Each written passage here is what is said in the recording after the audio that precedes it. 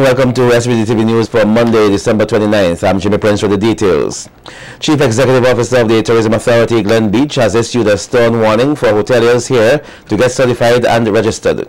In an interview with SVG-TV News, Beache said the regulations are not aimed at making it difficult for hotel owners to run their businesses, but rather to ensure that best practices and standards are synchronized at helping this country operate on the international level. He highlighted that the bill to regulate standards in the tourism industry was passed last year, and November 1st, 2014 was the deadline to get things in order. He, however, noted that a 3-month grace period after November 1st has been extended, but that after that time frame, penalties would be levied upon those in the hotel industry who do not comply. This bill was passed in October, November of last year. The government saw it fit to give it until November 1st of this year to people to register and so on. And they have a 3-month grace period. I want to make it clear that we will be charging people at the end of January who are not licensed and who have not come in for the training. We will not be playing with it. We are not trying to take bread out of anybody's mouth. I've heard that a few times. This is about regularizing the industry and making sure that we can compete with the others. We have to be better than good. We have to be great at this. This is our breadwinner. Tourism is where we're going right now. Beache made it clear that hoteliers who do not conform to these standards will not receive the benefits of being a certified and registered business. And they should also know that I won't be playing with them, that I will be coming in. If you are not registered, you won't be able to register with the Tourism Authority. You won't be placed on our websites. You won't be allowed to go to any shows with us. You can be charged also. I should also let the villas, especially a lot of them in the Grenadines, who get away with this sort of thing without paying tax, even though they rent them out, that I will be coming for you also. And this is not a matter of taking bread out of anybody's mouth. We need to regularize tourism in St. Vincent and the Grenadines. We need to get to certain standards. We need to be able to compete. Meanwhile, the Tourism Authority's CEO is optimistic that though there has been a slight drop in cruise visitors for the earlier half of this year, the figures for the latter part of the year will look better. According to the figures he provided from January to October last year, there were 55,900 cruise visitors compared to a slight drop of 1% during the same period this year of 55,400. Also expect next year's cruise ship season to be a lot better. When it starts in October, we are having some discussions with some new cruise lines about coming into St. Vincent and the Grenadines, which we expect it to happen due to the nature of the cruise line industry and how it operates. They depend a lot on repeat visitors, and obviously the Caribbean is the #1 cruise region in the world, but you can only visit certain islands so many times before your people start to say that, you know, we need new destinations, new places to see. And as you can tell from all the awards we received over the past few years, St. Vincent and the Grenadines is an up-and-coming destination. I think we've been put more on the map also, that people are very aware of the international airport being constructed, and you've heard me say countless times that's a huge game changer for us, and that has a huge impact also on the cruise industry and in terms of potential. Meanwhile, SVG-TV News used the opportunity to recently to speak with some cruise passengers to gain their feedback about their impressions of the islands. The weather, the beaches, the snorkeling, fantastic time. Taxi today, a chap called Ozzy, he took us around the part of St. Vincent. It was fantastic. He's very passionate about his country. He's very passionate about the new airport. The water taxi was an experience, but a very good one. It was different, but yes, your island is beautiful and the people are very friendly and very wonderful. The sun, the people, lovely, beautiful place, friendly people, everything's sunshine. What more can you ask for? The weather's good, the people are nice, sea's a bit choppy but we can't have everything. Beach is good, the whole thing, fantastic. We've been around the island, it's lovely countryside and lovely people, so I don't want anything better really. The best part I thought was when we stopped on the top of a big hill, and on one coast you can see the Atlantic coast and the other side you can see the Caribbean. Very windy on one side, very cooling, so it was nice up there. And we stopped for a local beer on the way back, which was great. And I love St Vincent. I've just been away with the Pirates for the afternoon and it was brilliant. I love the weather, I love the people, I just really love this island.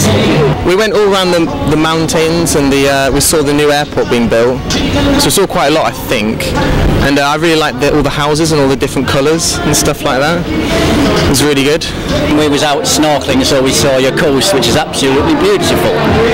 I've got to say I'm amazed how green it is, and I was impressed with the friendliness and the hard-working nature of the people in general. Most surprised.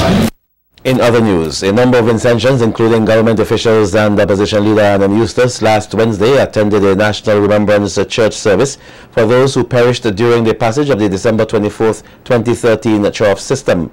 Some 9 persons were were confirmed dead, and 3 are still missing and presumed dead in the aftermath of the disaster. Jamisha Wright in this report tells us more on the Remembrance service, which was held at the St. Mary's Anglican Church in Pembroke. As Vincentians came together to remember those who were killed a year ago during the December disaster, Prime Minister Dr. Rav Gonzalez says it is also important that persons be grateful and remember the individual and collective acts of kindness and solidarity arising from the events of that day. We have to remember the volunteers, including organizations such as the Red Cross. We have to remember NEMO and the cadets and the police and the Ministry of Works and BRAGSA. And we have to remember individual contractors, owners of heavy-duty equipment who came out without any consideration of profit. We have to remember the healing provided to us by our religious leaders and our worship in our respective churches.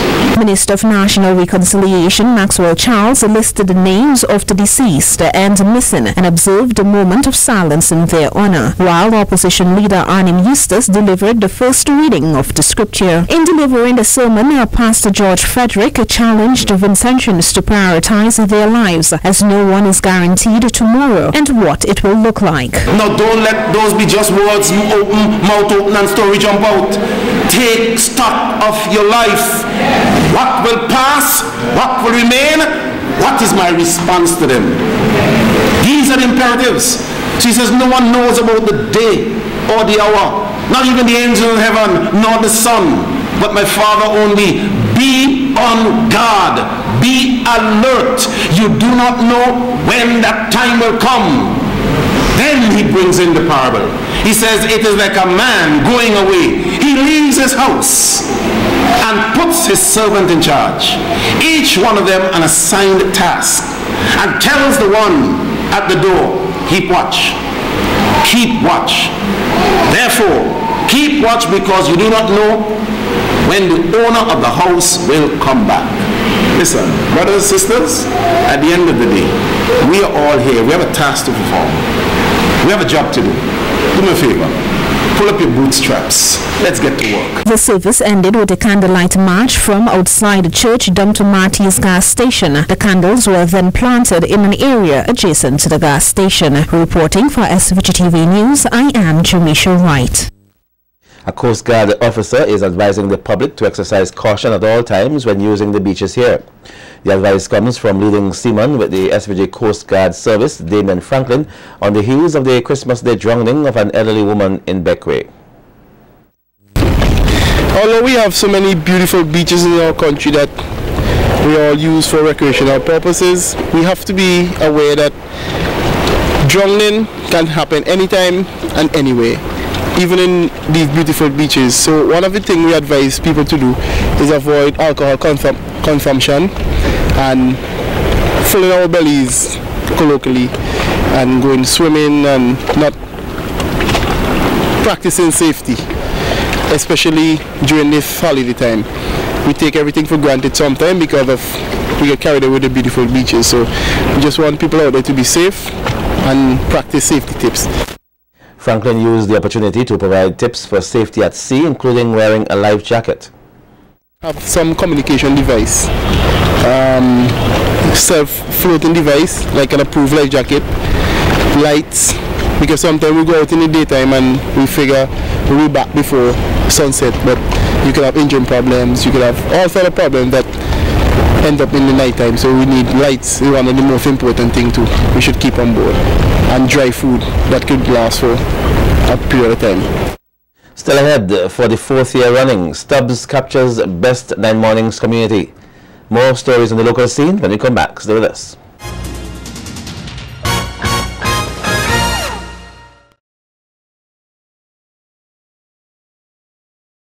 The community of Stubbs has yet again emerged as the Best 9 Mornings community in St. Vincent and the Grenadines. Stubbs, which is winning the title for the 4th year, edged out Carré in 2nd position, Barley 3rd, and Richland Parkman 4th. The National Lottery Authority Best 9 Mornings community is judged based on quality of program, audience participation, crowd support, and the number of mornings the programs are staged. Meanwhile, the community of Carré in the Mesopotamia Valley was selected as the best Christmas community. In 2nd position is Port Elizabeth in Beckway, South Rivers 3rd, and Barley in 4th place. The National Lottery Authority Best Christmas community is judged over the entire season and takes into account quality of lighting, evening programs, and 9 mornings activities. Point Village was the other big winner this year, walking away with the title of the Vinlek Community Lighting Champion for a 2nd year in a row. The annual prize-giving ceremony for the 2014 9 Mornings Festival will take place this Saturday, 3rd January from 10 a.m. at the Peace Memorial Hall. Prizes won during the season will be presented along with the announcement of the results for the most popular local Christmas song. 9 Mornings festivities were held under the theme celebrating a unique Vincentian festival, with some 44 communities across the country participating. Steel Expression, hosted by panelist Rodney Small, has been deemed a success. The event, held on Sunday evening at the Annesville Sporting Complex with the theme I Am Legend, was intended to give patrons a better understanding of Small's aspirations as an individual and a musician. The concert, which is in its 2nd year, paid tribute to local, regional, and international legends in various art forms. That's through music, dance, and poetry. Here's an excerpt from the show.